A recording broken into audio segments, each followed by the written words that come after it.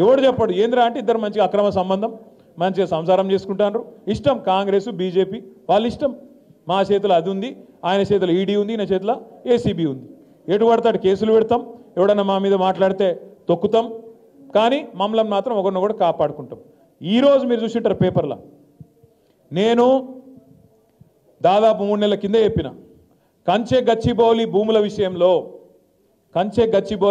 విషయంలో పిల్లలు Hyderabad central university పిల్లలు విరోచితంగా పోరాటం చేస్తున్నప్పుడు వాళ్ళు మన పార్టీ ఆఫీస్కి వచ్చి అన్న మరి మీరు కూడా సపోర్ట్ చేయాలి మీ పార్టీ సపోర్ట్ చేయాలని అడిగారు తప్పకుండా చేస్తాం మీ పోరాటంలో న్యాయం ఉంది ఎట్లా 400 ఎకరాల భూములు అటవీ భూములను ఎట్లా గిరివి పెడతారు ఎట్లా అమ్ముతారు అమ్మడానికి వీలు లేదు తప్పకుండా మీకు సపోర్ట్ చేస్తామని చెప్పి పెద్దలు కేసీఆర్ గారితో మాట్లాడి ఆ 400 ఎకరాలు ఎట్టి పరిస్థితులు ఎవడు కొనొద్దు కొంటే మాత్రం బాగుండదు మళ్ళీ మా గవర్నమెంట్ వచ్చినాక మొత్తం ఇంచు కూడా వాపస్ తీసుకుంటామని నేను స్టేట్మెంట్ ఇచ్చిన అదే రోజు నేను చెప్పిన ఈ మొత్తం భూముల అమ్మకము ఈ మొత్తం భూములు గిరివి పెట్టి 10,000 కోట్లు ఏదైతే దొంగతనంగా తెచ్చిండ్రో అలా 2 చెరువులు ఉంటే చెరువులను కూడా తాకట్టు పెట్టి తెచ్చిండ్రో ఈ లుచ్చా పని వెనకాల ఉన్నాడు ఒక బీజేపీ ఎంపీ అని చెప్పిన పేరు చెప్పురు సార్ అని మొత్తం ప్రెస్ వాళ్ళు అడిగారు నేను పేరు చెప్పా వాడు దొంగ ఇప్పుడు దొంగతనం సగంలో ఉన్నాడు దొంగతనం అయినాక మీకు చెప్తా అని చెప్పిన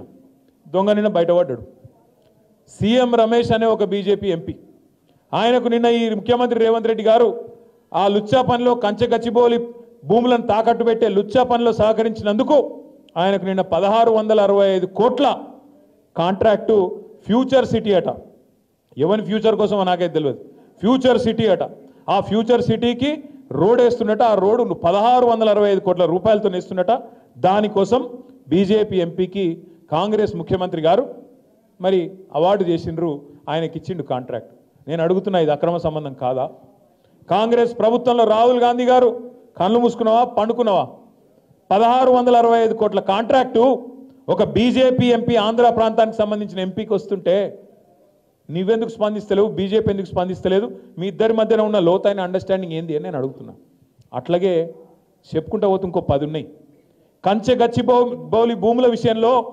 సుప్రీంకోర్టు నియమించిన సెంట్రల్ ఎంపవర్డ్ కమిటీ రిపోర్ట్ ఇచ్చింది మోడీకి మోడీ గారు ఇలా 10,000 కోట్ల కుంభకోణం జరిగింది వెంటనే దీని మీద ఒక సాధికార సంస్థనేసి ఎంక్వైరీ చేయాలని చెప్పింది చెప్పి 4 నెలలే లేదు ఆలేదు ఎందుకు మరి ఇంత కాపాడుతున్నావు రేవంత్ రెడ్డిని ఏం అక్కరున్నది నీకు ఇంతగానో నువ్వు ఆయన కాపాడుతావు ఆయన నిన్ను కాపాడుతాడు ఇద్దరు కలిసి కేసీఆర్ గారిని బీఆర్ఎస్ పార్టీని బదనాం చేయాలన్న ఆలోచన తప్ప ఏమన్నా 1% అన్న తెలంగాణ గురించి ఉన్నదా ఇలా 8 మంది కాంగ్రెస్ ఎంపీలు 8 మంది బీజేపీ ఎంపీలు కానీ తెలంగాణకు మాత్రం ఇప్పటిదాకా వచ్చింది గుండు సున్నా తప్ప మరి ఏమీ లేదన్న మాట కూడా నేను మీకు గుర్తు చేస్తా ఉన్నా దయచేసి నేను మిమ్మల్ని కోరేది ఒకటే మనమే కొట్లాడాలి మనమే మాట్లాడాలి మనమే ఒక్కొక్కలం ఒక కేసీఆర్ లెక్క రేపటి రోజున ఊళ్ళల స్థానిక సంస్థల ఎన్నికల్లో పట్టుబట్టి కాంగ్రెస్ను బీజేపీని ఎక్కడికక్కడ డిపాజిట్లు జప్తయ్యే విధంగా మీరే కష్టపడాలని చెప్పి కూడా నేను విజ్ఞప్తి చేస్తా ఉన్నా ఏ పిల్లలైతే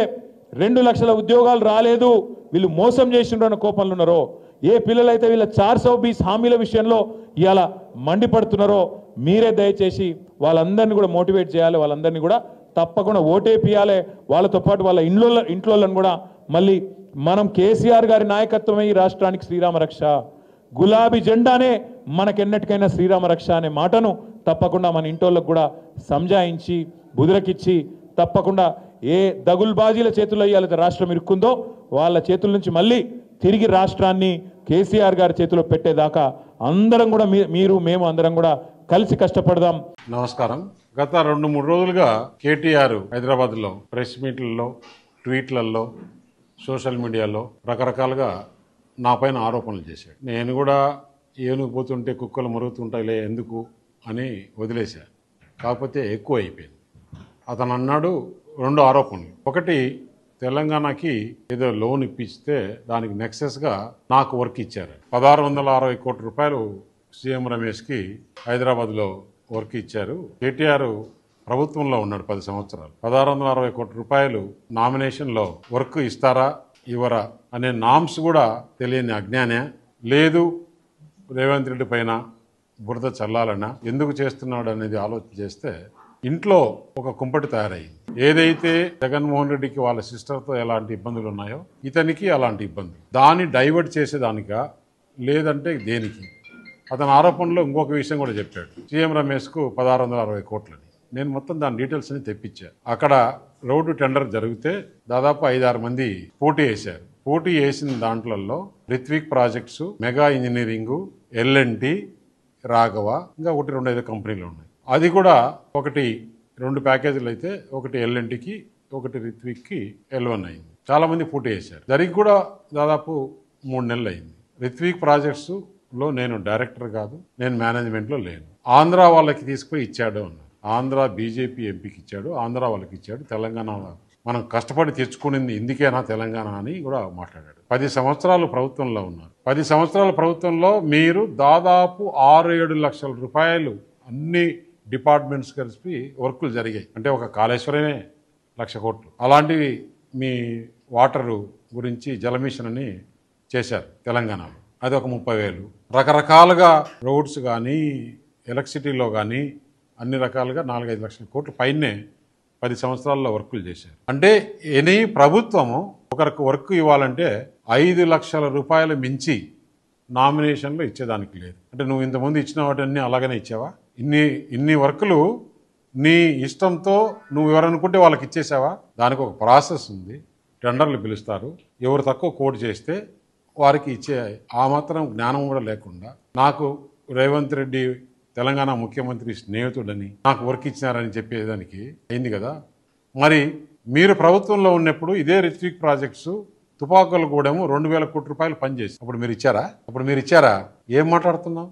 ఎందుకు మాట్లాడుతున్నావు? నువ్వు ఒక 4-5 నెలల కిందట కవిత ఢిల్లీలో జైల్లో ఉన్నప్పుడు నువ్వు ఢిల్లీకి వచ్చి నా దగ్గర టైం తీసుకొని మా ఇంటికి వచ్చిన మాట వాస్తవం కాదా?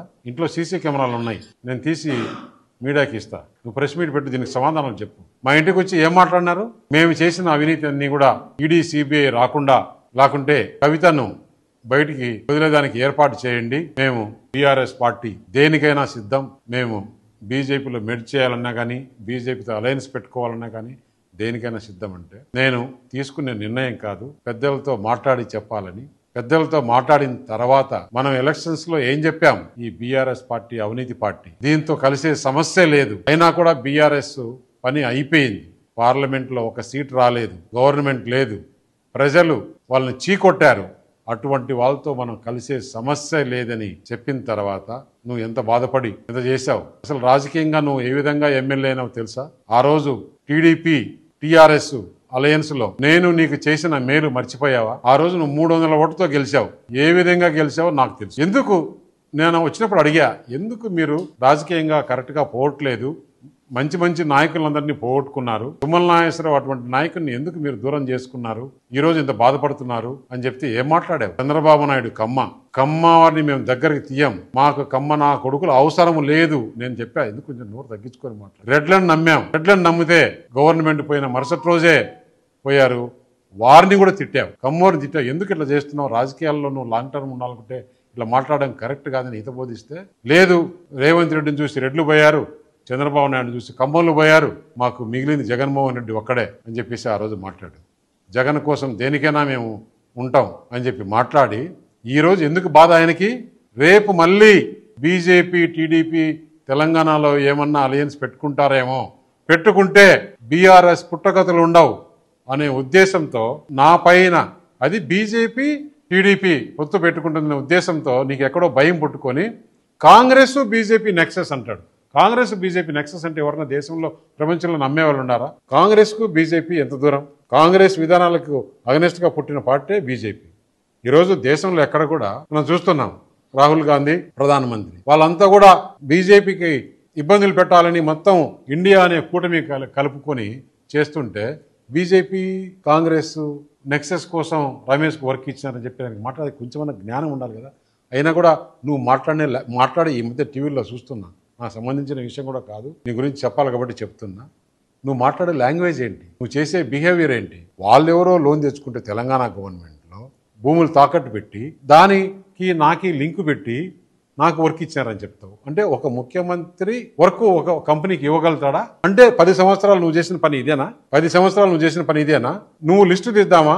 తెలంగాణలో ఉండే వాళ్ళు ఎంతమంది తెలంగాణలో వర్క్ చేశారు, మిగతా వాళ్ళు ఎంతమంది, ఆంధ్ర వాళ్ళు ఎంతమంది వర్క్ చేశారని కూర్చొని డిబేట్ పెట్టుకుందామా? నేను కేటీఆర్ ఇద్దరమే ఎక్కడికి రమ్మంటే అక్కడికి, ప్రెస్ క్లబ్కైనా సరే, తెలంగాణ భవన్కైనా సరే, లేదు ఎక్కడైనా సరే హైదరాబాద్లో మన ఇద్దరం కూర్చొని డిబేట్ చేద్దాం. మీడియా ఏం మాట్లాడుతున్నావు? నీకు ఎందుకు అంత అక్కసు? అవును, రేపు కలిస్తే ఎప్పుడు రాజకీయాల్లో ఎప్పుడు ఏమవుతుందో, టీడీపీ బీజేపీ హైదరాబాద్లో తెలంగాణలో కలిపి పోటీ చేయొచ్చేమో, దానికి నీకెందుకు బాధ? ఏం మాట్లాడుతున్నావు? తెలంగాణలో నా పేరు గురించి మాట్లాడినా కాబట్టి నేను ఈరోజు నీ గురించి చెప్పాల్సి వచ్చింది. లేకుంటే మా ఇద్దరి మధ్యలో అది ప్రైవేట్ డిస్కషన్. ఇంకా కొంతమంది ఉన్నారు, అది బయటకు చెప్పకూడదు. నాకు ఆ రెస్పాన్సిబిలిటీ ఉంది. నువ్వు ఈరోజు మాట్లాడి అంటే ఏ రోజు నువ్వు ఎలాగైనా మాట్లాడుతున్నావు అంటే నేను చూస్తూ ఊరుకుండేవాడిని కాదు. అనవసరంగా నువ్వు మాట్లాడుతున్నావు. దీనికి మీడియాకి, తెలంగాణ ప్రజలకి, ఈ దేశ ప్రజలకి సమాధానం చెప్పాలి కేటీఆర్ అని చెప్పి